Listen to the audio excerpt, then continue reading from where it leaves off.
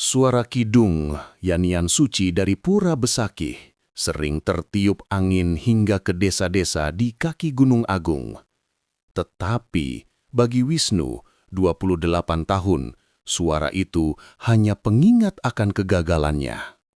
Ia terjerat dalam lingkaran utang rentenir, dan setiap bayangan yang bergerak di malam hari ia anggap sebagai penagih.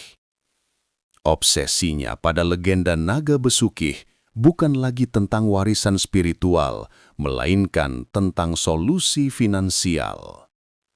Tunganannya, Ayu, 26 tahun, adalah sinar matahari yang mencoba menembus awan gelap di jiwa Wisnu.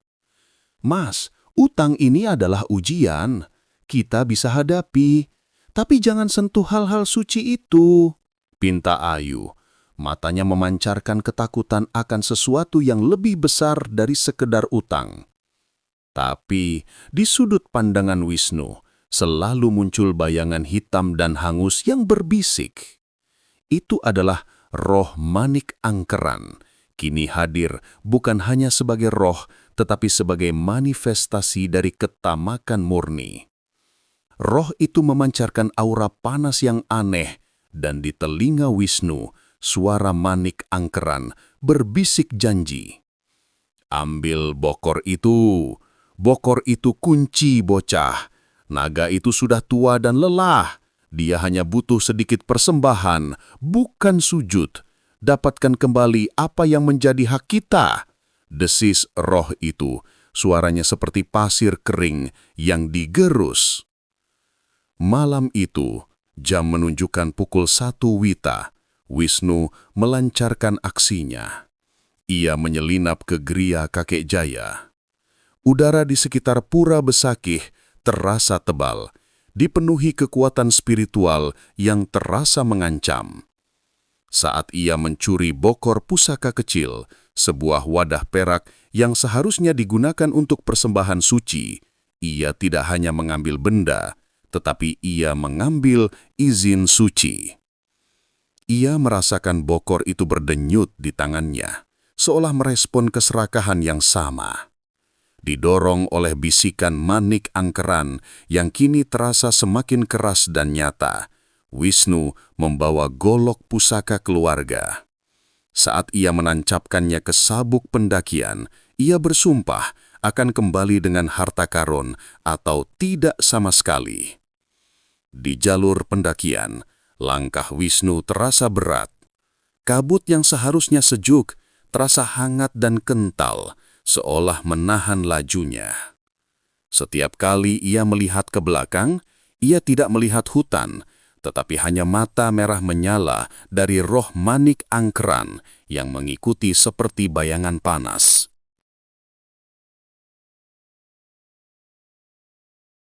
Hai, apa kabar kalian? Semoga sehat selalu. Makasih yang udah mampir ke channel Hanya Horor. Ya udah, yuk langsung aja kita mulai ceritanya.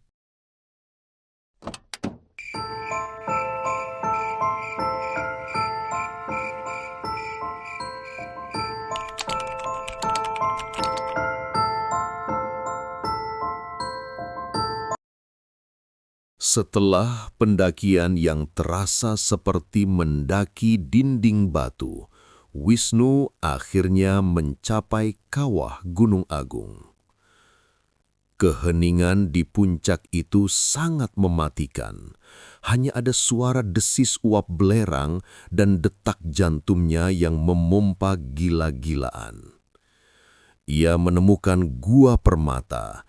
Pintu masuknya ditutupi oleh tirai lumut tebal dan sulur-sulur edelweiss yang tak terawat. Begitu masuk, ia disambut oleh bau emas yang kuat, bercampur dengan aroma minyak suci yang sudah berusia ribuan tahun. Ia memukul bokor pusaka itu dengan jari. Ting! Suara itu bergema ke kedalaman gua, terdengar begitu lancang. Tiba-tiba, suhu gua meningkat drastis. Genangan air kawah di dasar gua mulai bergolak. Naga Besukih muncul. Ia bukan lagi naga yang indah, tetapi titan dari kunoan. Tubuhnya yang melingkari seluruh kawah. Sisiknya bukan emas, melainkan batu basalt hitam yang dihiasi urat-urat emas. Matanya adalah 2 lubang yang mengeluarkan cahaya emas cair. Cahaya yang mengandung kebijaksanaan dan keputusasaan atas keserakahan manusia. Kau membangunkanku dengan suara palsu.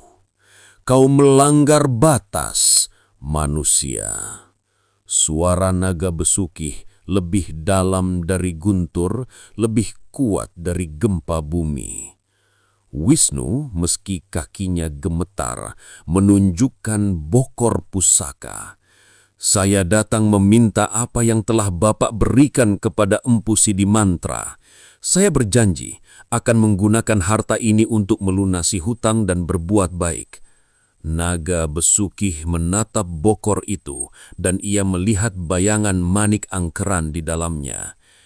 Ia mendesah. Desahan itu memancarkan gelombang panas yang membuat rambut Wisnu berdiri. Aku lelah melihat ketamakan yang sama. Baiklah, kata naga besuki, suaranya penuh kelelahan abadi. Ia bergeliat. Dari tubuhnya, 1 sisik terlepas. Sisik itu sebesar perisai kecil, tebal dan murni emas. Sisik itu jatuh dengan bunyi tret berat di lumpur. 1 sisik ini cukup untukmu. Pergi, ambil ini dan jangan pernah lagi kembali. Jika kau berbalik, kau akan menjadi bagian dari hartaku selama-lamanya. Wisnu meraih sisik emas itu. Ia sangat dingin, tetapi begitu bersentuhan dengan kulitnya, ia memancarkan panas yang ekstrim. Sisik itu langsung menempel di telapak tangannya.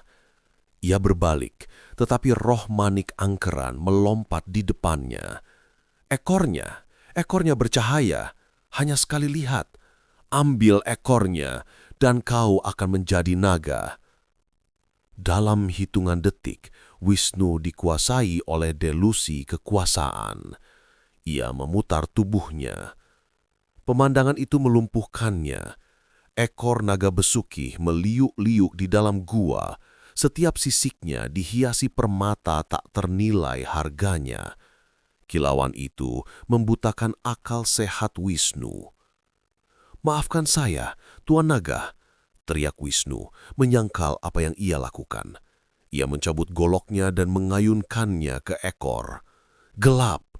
Goloknya memantul, tetapi ia berhasil menggores 1 sisik permata.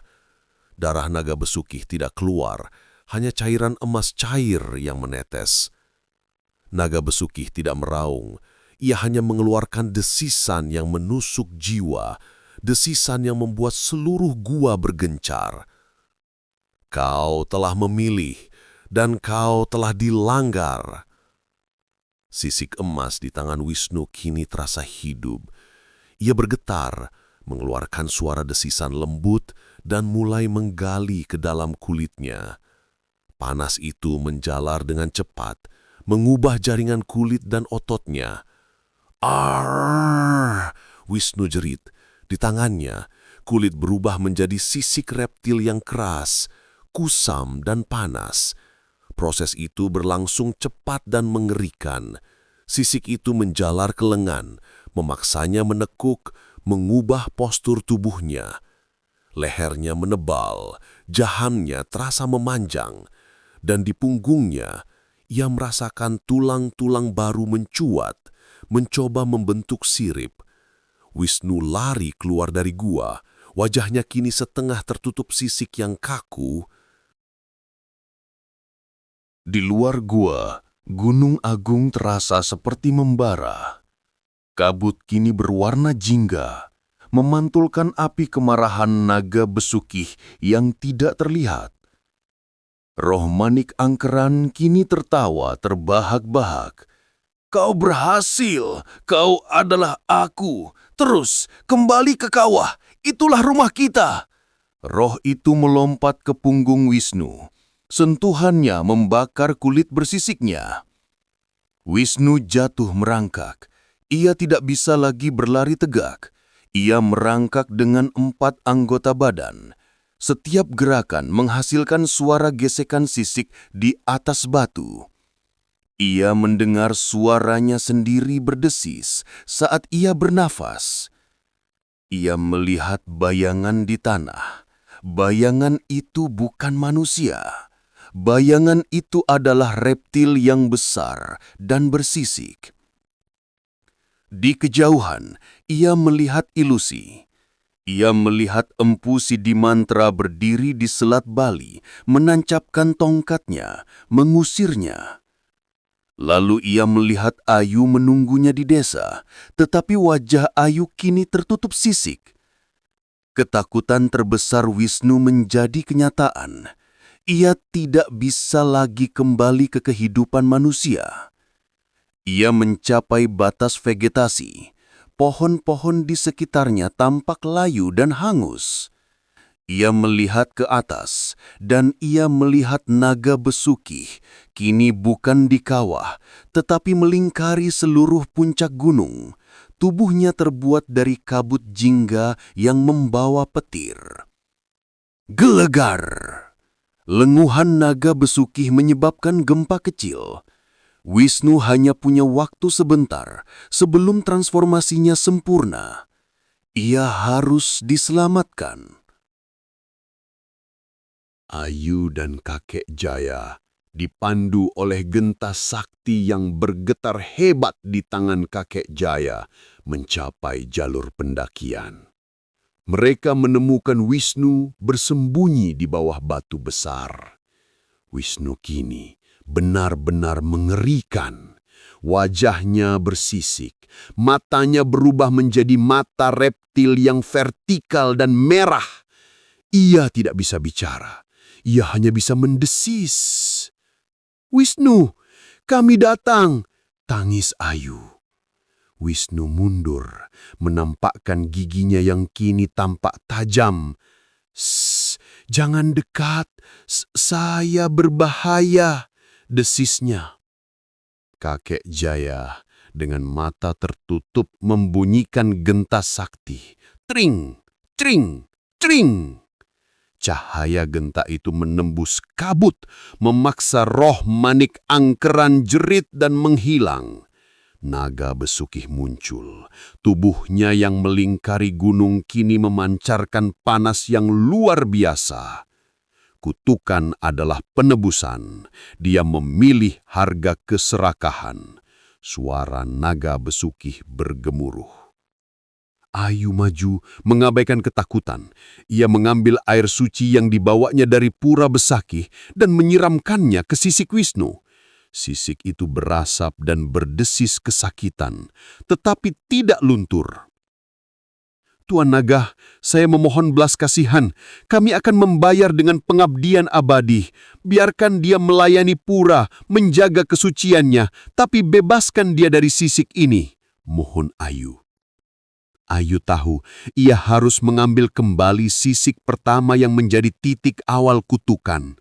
Dengan berani, ia mencengkram sisik yang menempel di telapak tangan Wisnu. "Tidak," desis Wisnu, mencoba melepaskan diri. Ayu mencium tangan Wisnu, dan dengan air mata yang membasahi sisik itu, ia mencabutnya dengan sekali tarik. Krak! Jeritan Wisnu adalah campuran suara manusia dan reptil. Sisik itu terlepas, meninggalkan lubang berdarah. Sisik yang lain mulai melunak. Naga besukih mengangguk. Sisik emas ditarik kembali, tetapi mata tamaknya dan keinginan jiwanya akan selamanya terikat di sini. Dia akan menjadi penjaga yang tidak kasat mata. Jika dia mencoba pergi, kutukan itu akan kembali. Sisik itu rontok, meninggalkan kulit yang melepuh. Wisnu kembali menjadi manusia, tetapi dia membawa luka permanen. Matanya masih memiliki sedikit kilatan emas, dan di punggungnya terdapat garis bekas sisik yang tebal dan merah. Wisnu tidak lagi bisa meninggalkan Gunung Agung. Ia menjadi pelayan seumur hidup di Pura Besakih, mengabdi dalam keheningan. Setiap malam saat kawah berdesis, Wisnu akan merasakan dorongan tak tertahankan untuk kembali ke gua.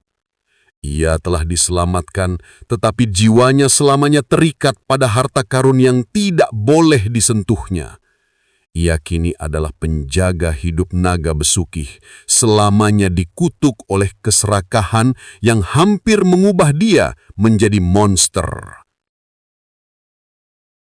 6 bulan berlalu. Wisnu tidak pernah meninggalkan kompleks Pura Besakih. Ia kini menjadi pembantu kakek Jaya, menjalani hidup dengan pengabdian dan pertapaan yang keras. Fisiknya telah pulih, tetapi jiwanya rapuh. Luka terparah Wisnu kini tidak terlihat. Setiap kali ia menyentuh uang, ia merasakan sensasi panas membakar di telapak tangannya, tepat di bekas luka berbentuk sisik emas. Ia tidak bisa lagi bekerja dengan uang. Sentuhan emas atau berlian akan membuatnya mual dan menggigil.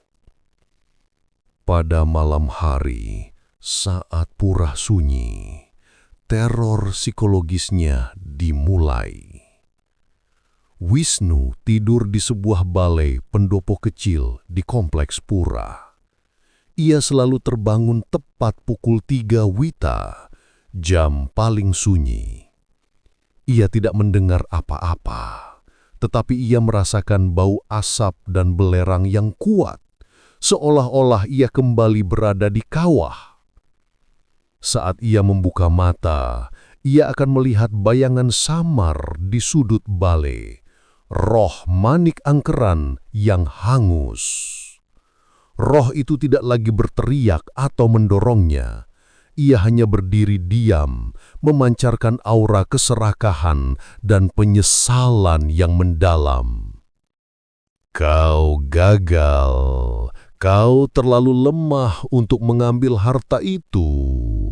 Bisik roh itu, suaranya kini terdengar tenang dan memancing.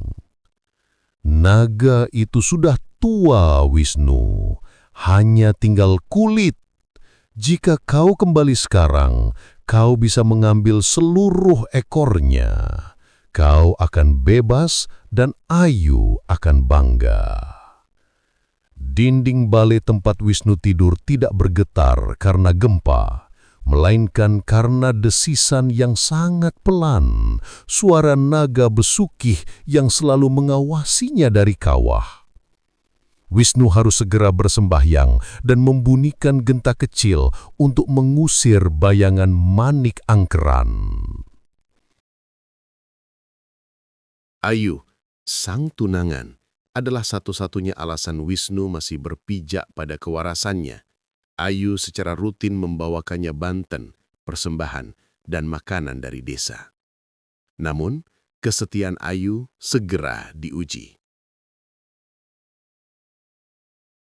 Suatu sore saat Ayu dan Wisnu sedang duduk di tangga pura, Ayu menemukan sebuah benda kecil yang berkilauan di rumputan. "Mas, lihat!" seru Ayu. Ia memungutnya.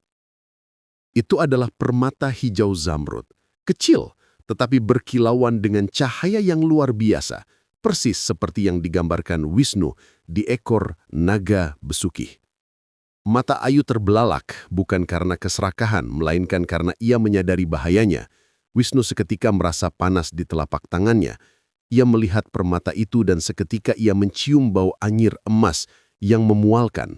Air liurnya menetes dan ia merasakan dorongan gila untuk merebut permata itu dan menelannya. Ia tahu kutukan ketamakan itu belum hilang. "Jauhi itu, Ayu! Buang! Cepat!" desis Wisnu. Suaranya kembali terdengar serak. Ayu gemetar. Tiba-tiba ia mendengar suara lain, suara yang lembut dan penuh kasih. Persis seperti suara ibu kandungnya.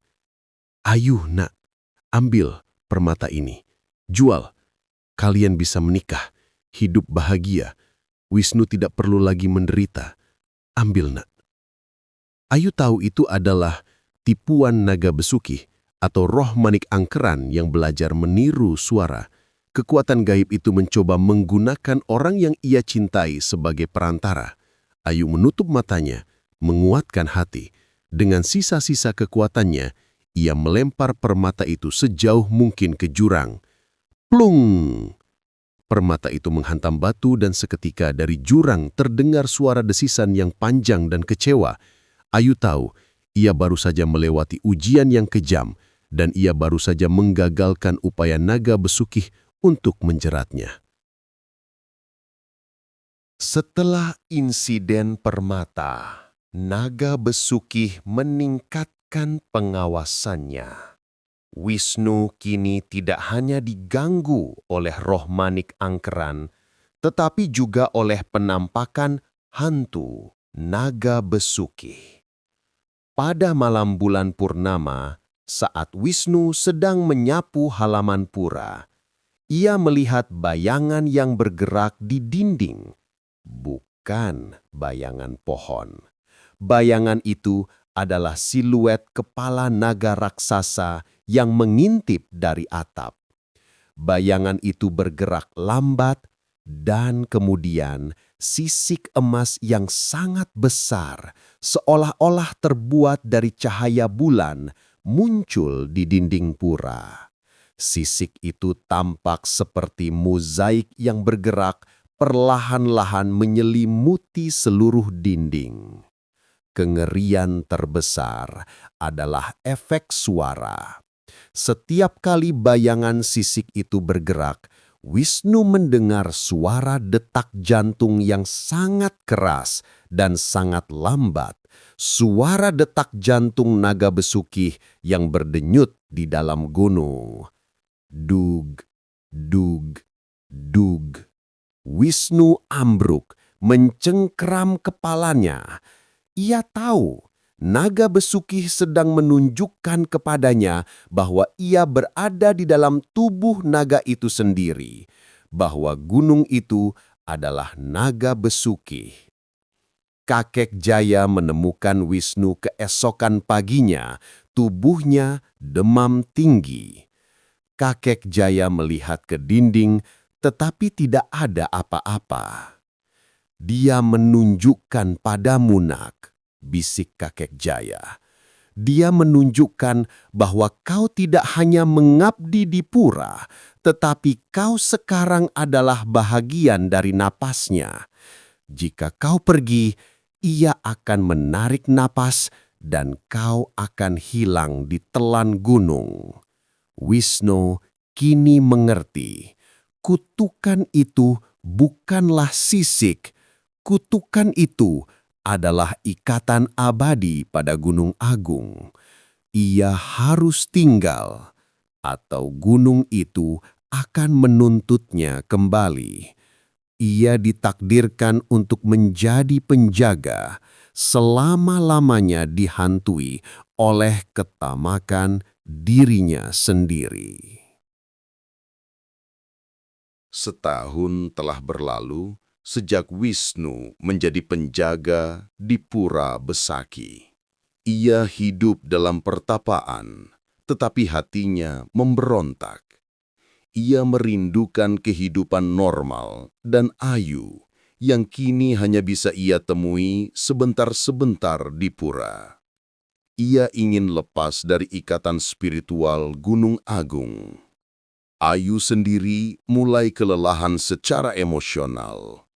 Ia mencintai Wisnu, tetapi melihat Wisnu yang terus-menerus disiksa oleh kegelapan membuatnya patah hati. Suatu malam, ia datang ke pura dengan membawa peta dan sedikit uang tunai. "Mas, kita harus pergi," bisik Ayu, matanya penuh tekad. "Kita pergi ke Jawa, sangat jauh dari laut, sangat jauh dari gunung. Naga besukih terikat pada air dan gunung ini." Wisnu gemetar. Ia merasakan panas yang menyengat di telapak tangannya hanya karena melihat peta dan uang. Namun, harapan untuk kebebasan jauh lebih kuat. Malam itu, saat kakek Jaya terlelap, Wisnu menyelinap keluar dari pura. Ia berjalan menuruni lereng, merasakan setiap langkahnya sebagai tindakan pengkhianatan yang berani. Begitu ia mencapai batas hutan dan jalur pendakian utama, teror dimulai secara fisik. Udara di sekitarnya seketika menjadi sangat panas. Bau belerang terasa seperti membakar tenggorokannya. Ia merasakan tekanan udara yang kuat, seolah ada dinding tak kasat mata yang menghalangi jalannya. Wush! Sebuah angin kencang yang aneh menerpa Wisnu.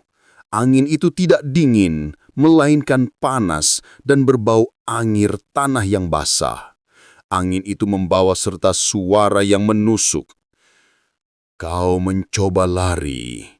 Kau adalah milikku. Kau adalah sisiku yang hilang. Suara itu adalah lenguhan naga besuki. Kini diwujudkan dalam kekuatan alam, mencoba mendorongnya kembali.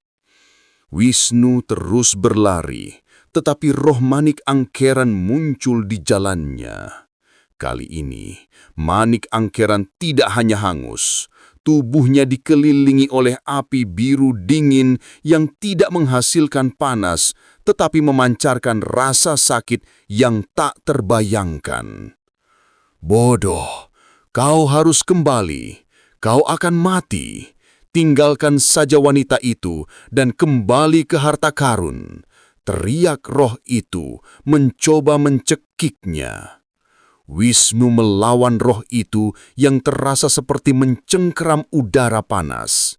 Ia tahu Manik Angkeran ingin dia mati di kawah, bukan melarikan diri, agar mereka berdua menjadi penjaga abadi. Wisnu berhasil melepaskan diri dari roh Manik Angkeran dan terus menuruni gunung. Ia menemukan Ayu menunggunya di bawah sebuah pohon beringin tua. "Ayu, kita harus cepat," seru Wisnu. Suaranya sudah kembali normal. Ayu melihat Wisnu dan ia terkejut. Di kulit Wisnu yang melepuh, garis bekas sisik yang tebal dan merah itu kini mulai menghitam dan mengeras lagi. Kutukan fisiknya kembali. Tiba-tiba, bumi bergetar hebat. Bukan gempa biasa, itu adalah getaran kemarahan naga. Dari lereng di atas mereka melihat pemandangan yang paling mengerikan. Tanah di lereng gunung mulai retak, dan dari retakan itu muncul asap tebal berwarna emas yang berbau belerang. Asap emas itu mulai membentuk wujud, bukan naga utuh, melainkan kepala naga besukih yang terbuat dari asap emas dan uap panas. Mata emasnya menatap lurus ke arah mereka. "Tidak ada tempat bersembunyi di alamku." Guntur naga besukih, suaranya memekakkan telinga. Ayu dan Wisnu berlari ke ladang terbuka. Saat mereka berlari, mereka melihat sesuatu yang lain. Ratusan sisik emas kecil mulai rontok dari langit, jatuh di tanah seperti hujan meteor. Setiap sisik yang jatuh itu menjadi hidup.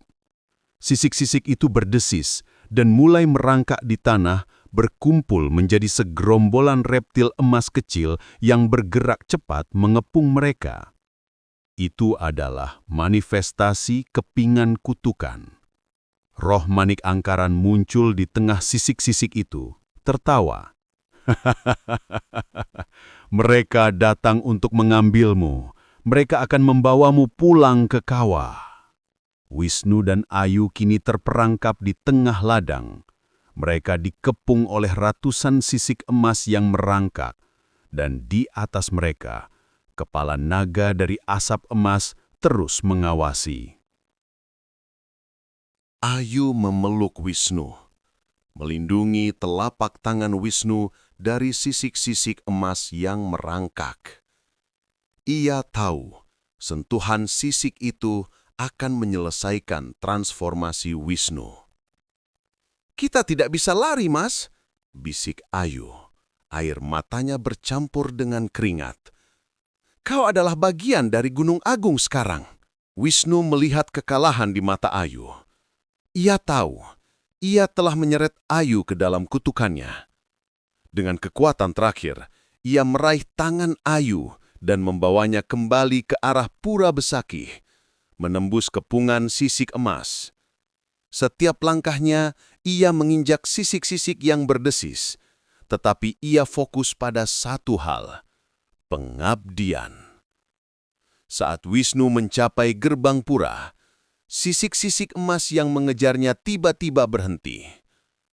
Kepala naga dari asap emas di langit perlahan menghilang, ditarik kembali ke kawah. Kakek Jaya berdiri di gerbang pura, membunyikan genta sakti dengan sedih. Ia tahu, ini bukan pelarian, melainkan konfirmasi ikatan abadi.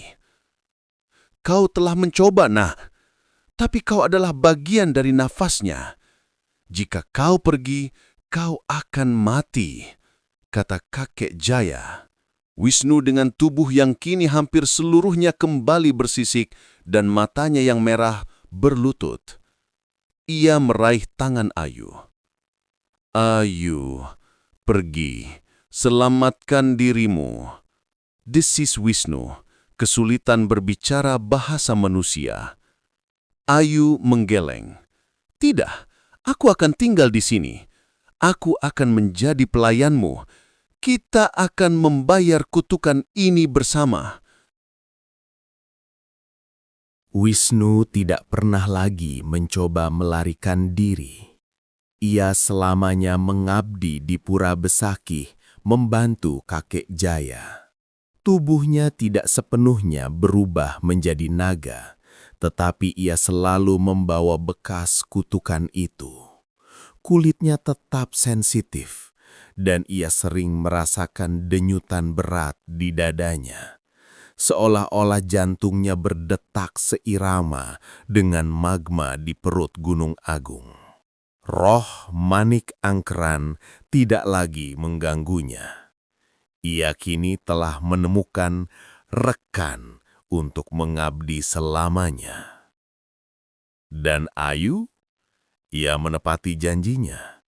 Ia menikah dengan Wisnu, menjalani hidup sebagai istri seorang penjaga pura yang terkutuk. Ia tahu, ia tidak menikahi seorang pria, tetapi suara manusia yang terikat pada kehendak naga Besuki. Setiap kali Gunung Agung mengeluarkan asap atau uap, Wisnu dan Ayu akan berpegangan tangan. Karena mereka tahu, di dalam kawah, naga Besuki sedang menguji ikatan mereka. Mereka hidup dalam penebusan abadi, menjadi simbol bahwa kekuatan spiritual suci Gunung Agung tidak dapat ditantang oleh keserakahan fana. Dan di malam hari, di antara nyanyian kidung pura, terdengar samar-samar desisan yang berasal dari jantung gunung memanggil pelayan setianya. Ya, sampai sini dulu cerita kita kali ini. Share video ini ke teman-teman kalian kalau kalian suka cerita ini. Jangan lupa klik like dan subscribe channel Hanya Horor. Assalamualaikum warahmatullahi wabarakatuh. Hanya Horor pamit, sampai jumpa di cerita selanjutnya.